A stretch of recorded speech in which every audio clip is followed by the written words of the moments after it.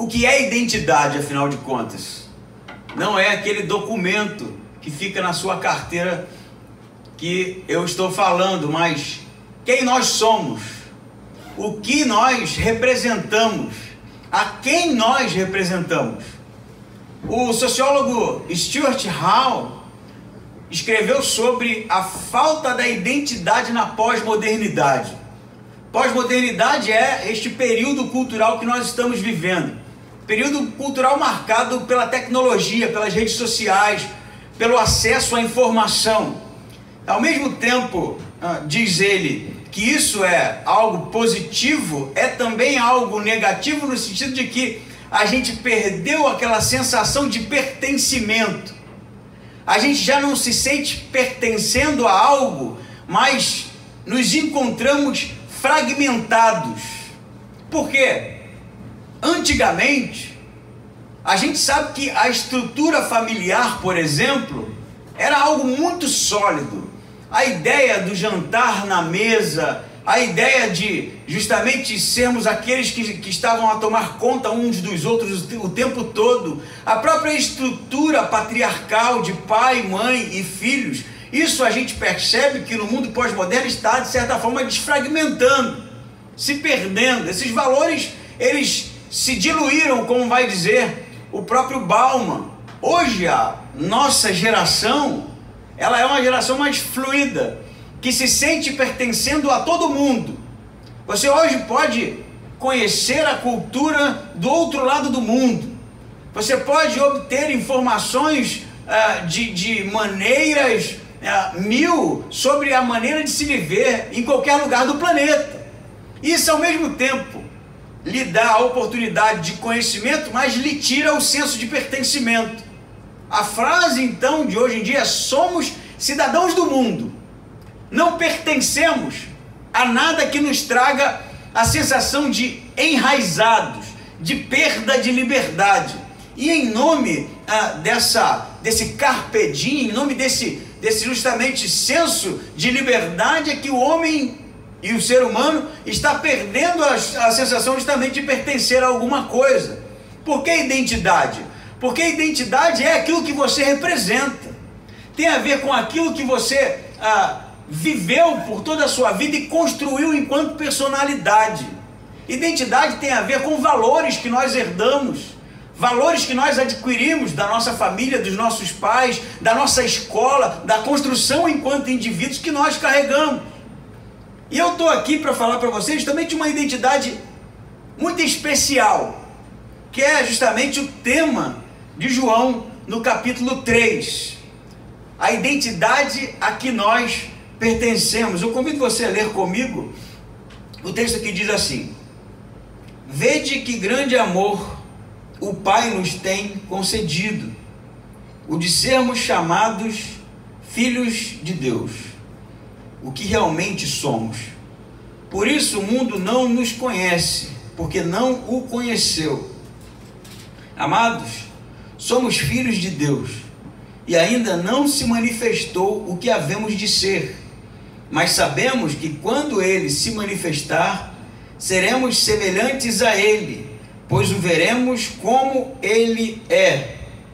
E todo o que tem nele essa esperança, purifica a si mesmo, assim como Ele é puro. Mantenha a sua Bíblia aberta, nós continuaremos lendo, mas vamos aqui entender o panorama para quem João escreve. Como temos visto, sabemos que é uma carta circular que está rodando nas igrejas daquele tempo, e João escreve com o intuito de orientar aquela igreja por conta dos falsos ensinamentos, dos falsos mestres que estavam distorcendo a mensagem original do Evangelho ensinada pelos próprios apóstolos. Esse momento é o momento que João vai desenvolver o seu argumento para combater certas heresias, mas ele começa falando algo maravilhoso no versículo 1. Vede que grande amor o Pai nos tem concedido. A expressão no grego é tão interessante que traz o sentido de maravilhamento. Maravilhem-se. Olha quão belo, quão maravilhoso é isso que Deus tem nos concedido, de sermos chamados de seu filho.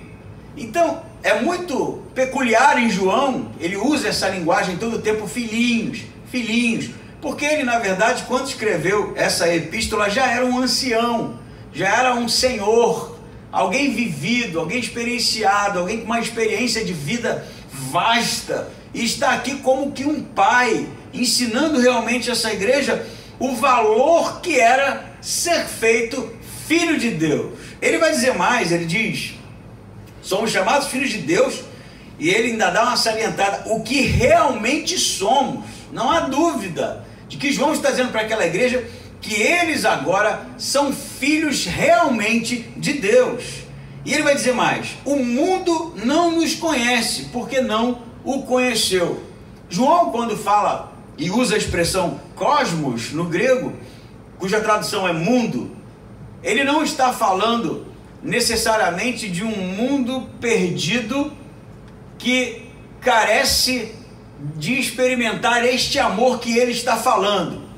Porque este tipo de insinuação ou de colocação de João quanto ao mundo, como por exemplo, Deus amou o mundo de tal maneira, é justamente o alvo do Evangelho, de alcançar aqueles que se encontram em sofrimento, perdidos, aqueles que se encontram cegos em uma existência sem sentido.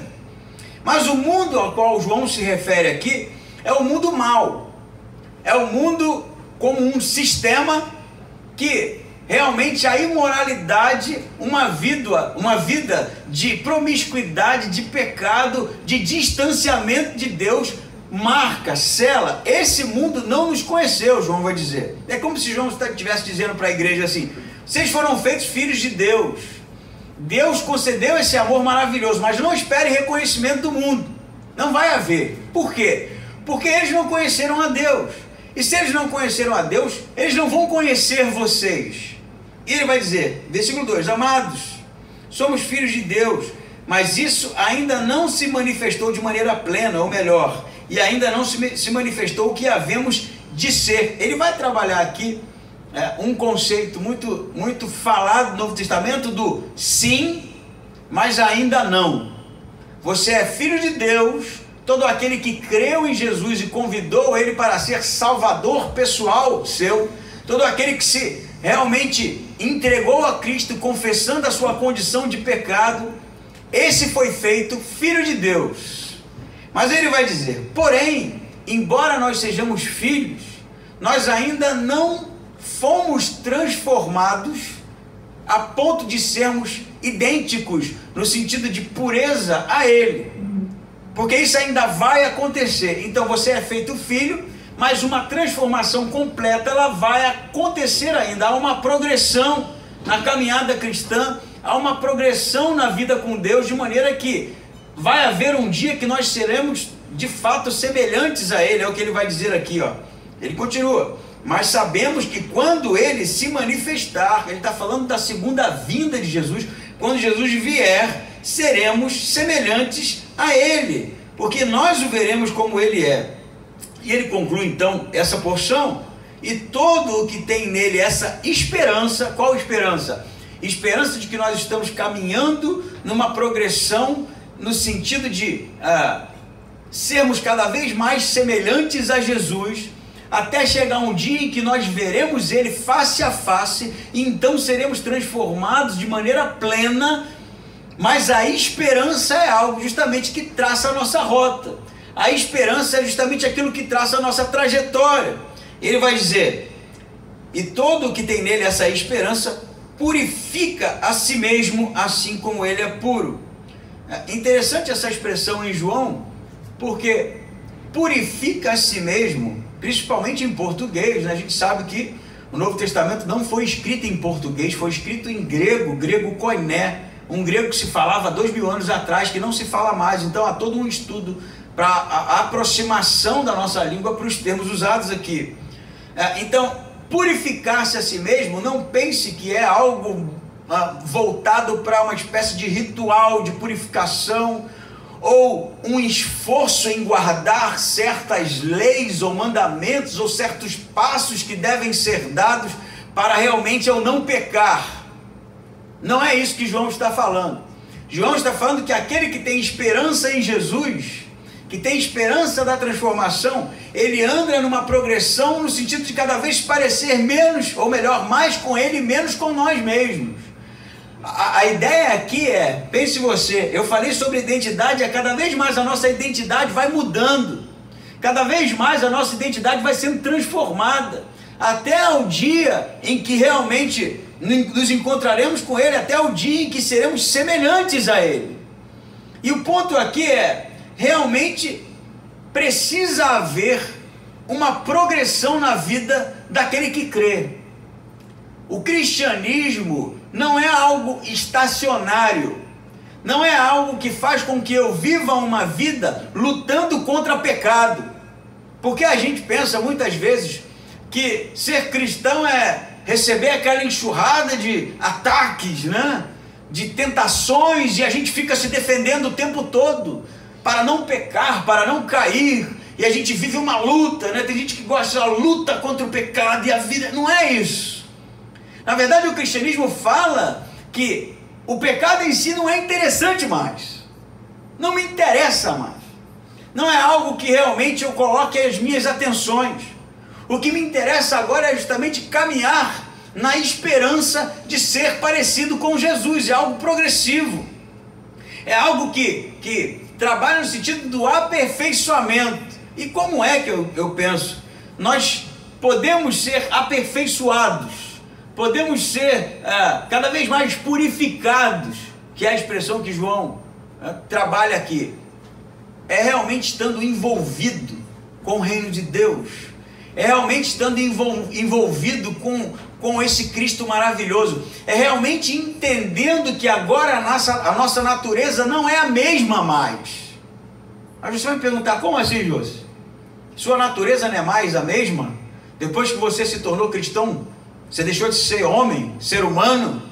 Não é sobre isso.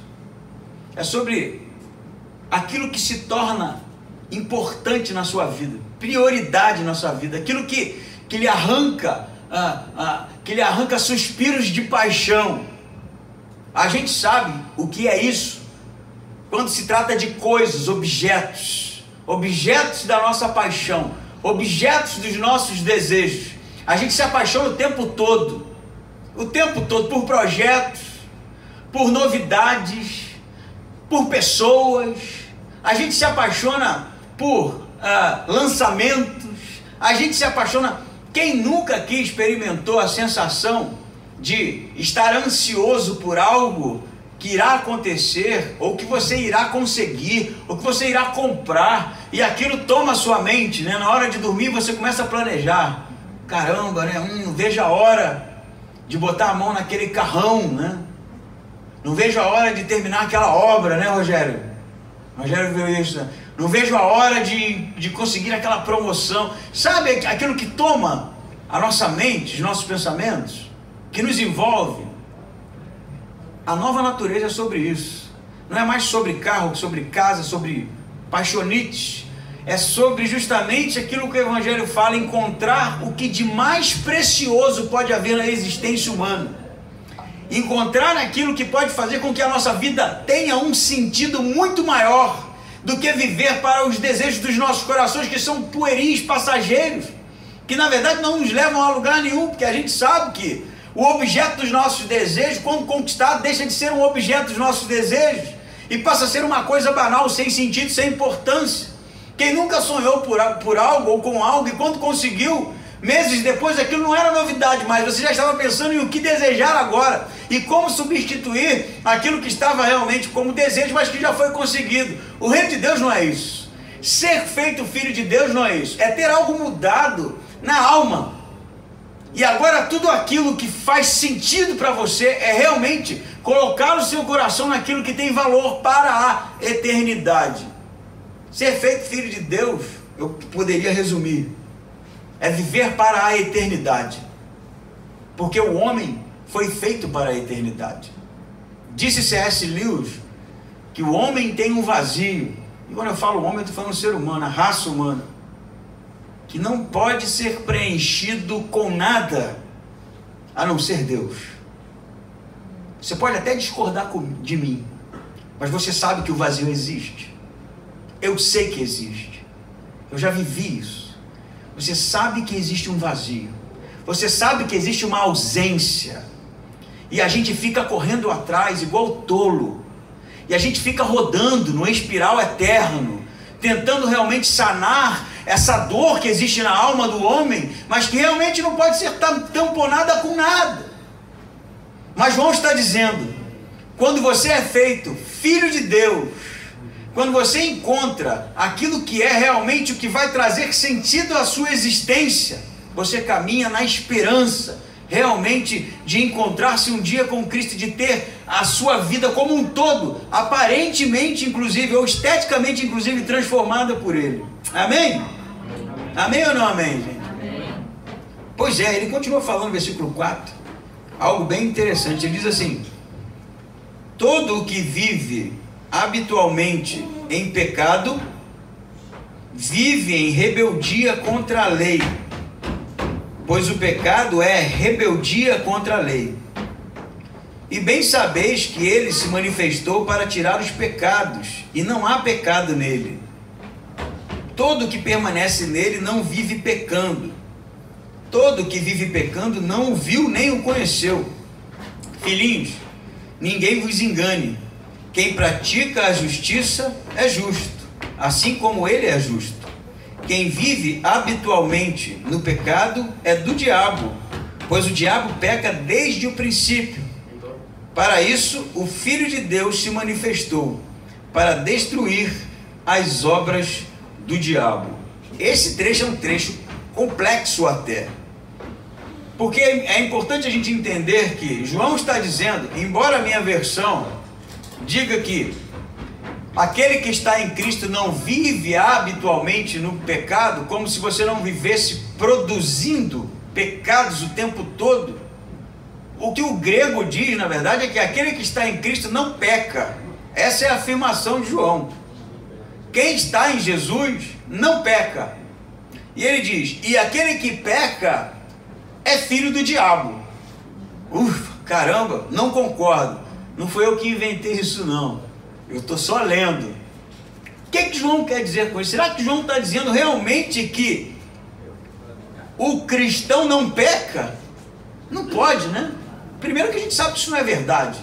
Todos nós pecamos, todos nós deslizamos, vacilamos eventualmente. Até porque no início do livro ele fala que se nós pecarmos, nós temos um advogado, que é Jesus, que nos representa diante de Deus. Então ele não está dizendo que realmente quem está em Jesus não vai cometer nenhum tipo de deslize, não é isso. Mas se nós olharmos o grego, tem uma expressão muito interessante, que é o seguinte, eu vou tentar aqui transliterar a ideia. Aquele que vive em anomia é a expressão no grego. Anomia, que está traduzido aqui habitualmente em pecado, é realmente algo que é contrário à nomia. Nomia é lei, anomia é falta de lei. Por isso que está aí escrito, por exemplo, vive em rebeldia contra a lei. O que João está dizendo é aquele que vive uma vida de anomia, uma vida de impunidade, uma vida de iniquidade seria a palavra, uma vida resistente a Deus, que produz todo o tempo um coração endurecido, ofensivo até a Jesus, essa é a ideia. Este não é nascido de Deus, porque ele vai dizer, todo que permanece em Jesus o conhece, mas aquele que tem uma vida de anomia, produzindo obras de iniquidade, que tem um coração mau, nunca o conheceu, porque se o conhecesse, não estaria vivendo dessa maneira. Por que ele diz isso? Porque haviam, na igreja falsos mestres que estavam ensinando realmente que você poderia viver uma vida de imoralidade.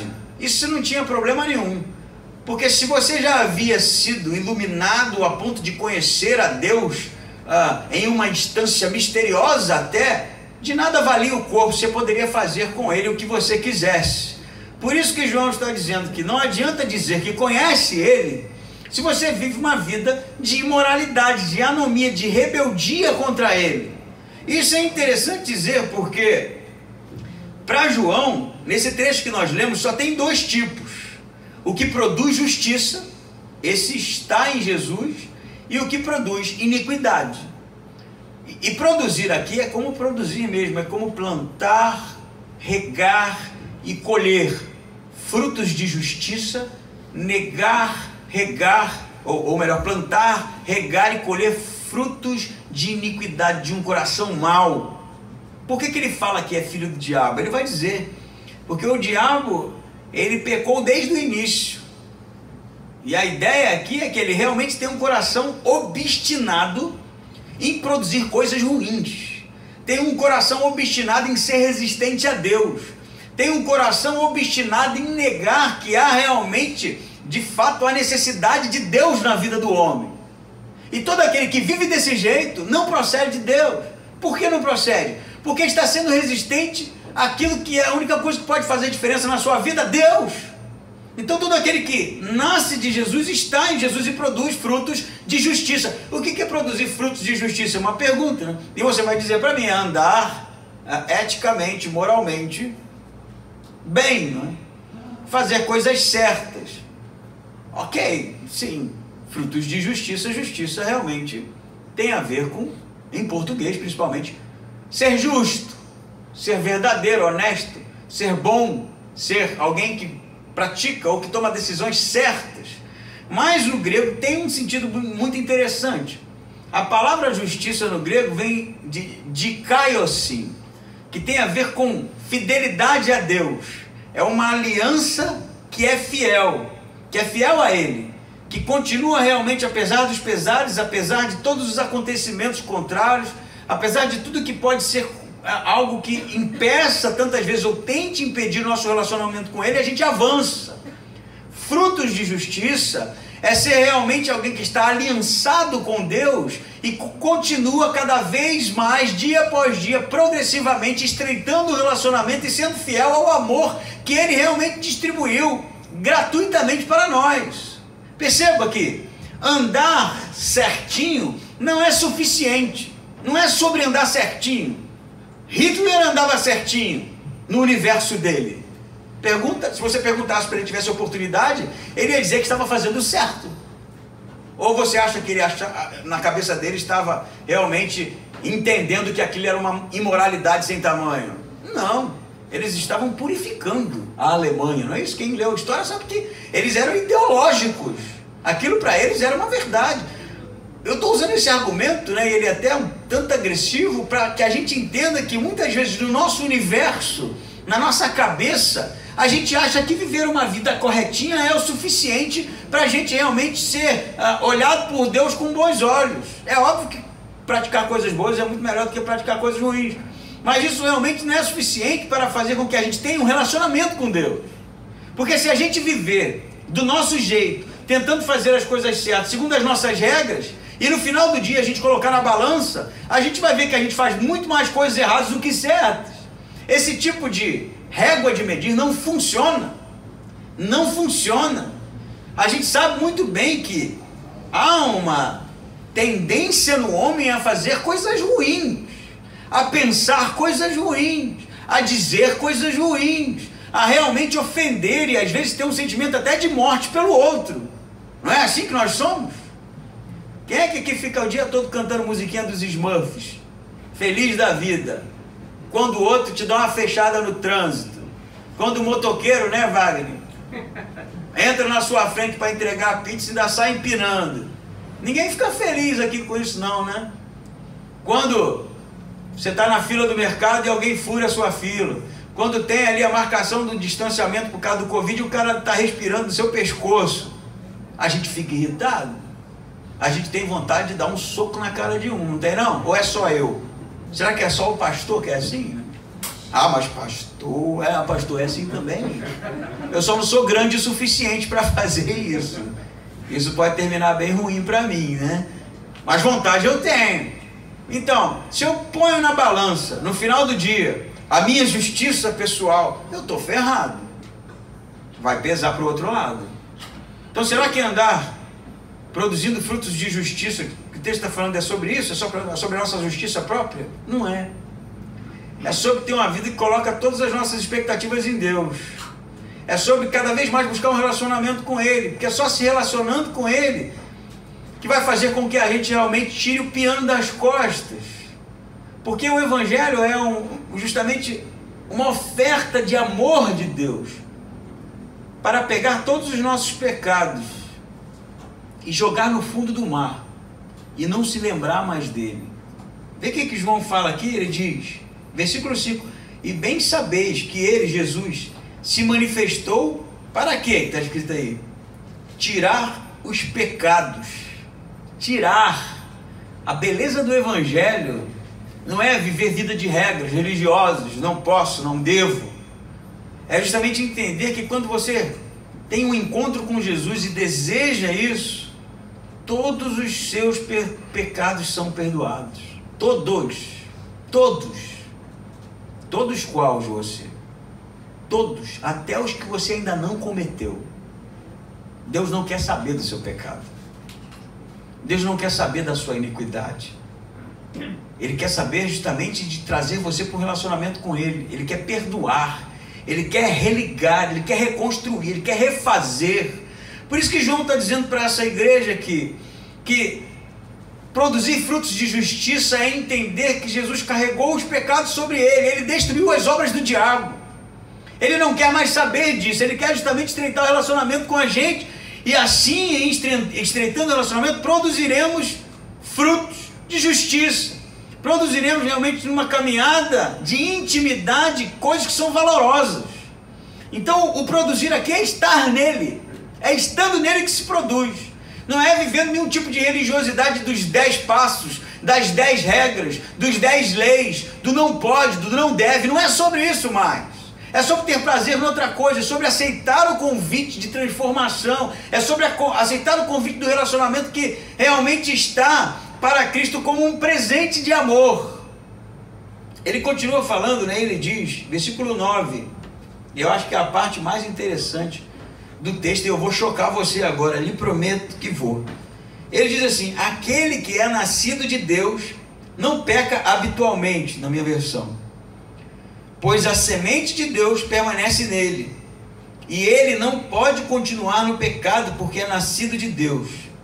Os filhos de Deus e os filhos do diabo manifestam-se assim: quem não pratica a justiça não é de Deus, nem quem não ama seu irmão. Perceba aqui uma coisa bem interessante. Eu vou de trás para frente, aqui eu de baixo para cima, para ficar bem claro. Ele vai dizer que a diferença dos filhos de Deus e dos filhos do diabo, entenda que os filhos do diabo aqui são esses falsos mestres. É deles que ele está falando. Ele não está falando do mundo perdido, daquele que carece de Cristo, que é filho do diabo.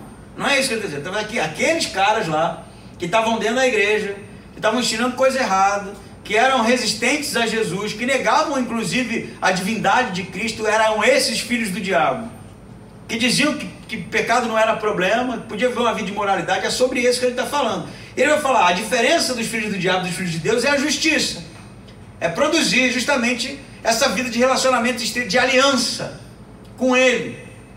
Aí ele diz assim, o 9, mas aquele que é nascido de Deus, esse que produz fruto de justiça, na minha versão está assim, ele não peca habitualmente, né? Porque a semente de Deus permanece nele. Aí você pergunta assim, o que é a semente de Deus? É uma pergunta e tanto. Parece ser uma metáfora, né? E a gente pode aferir várias respostas aqui. Mas você sabe qual é a expressão no grego? Agora que eu lhe choco. João vai dizer que o esperma de Deus está no homem. Caramba, o que você está falando? Esse pastor é maluco? Aí você vai pensar, que papo é esse? A palavra no grego é esperma autou. É a única vez que isso é falado no Novo Testamento inteiro. João é ousado, que ele tem uma intenção. E ele usa a expressão esperma autou, que vem de esperma, esperma dele, esperma mesmo, espermatozoide, autou dele, de Deus. Porque ele pensa numa semente de Deus. Vem comigo. Ele não está pensando em imoralidade, nada disso que a gente pensa quando fala em esperma, né? Porque um médico, quando fala em esperma, não está falando da mesma coisa que a gente está usando um termo técnico.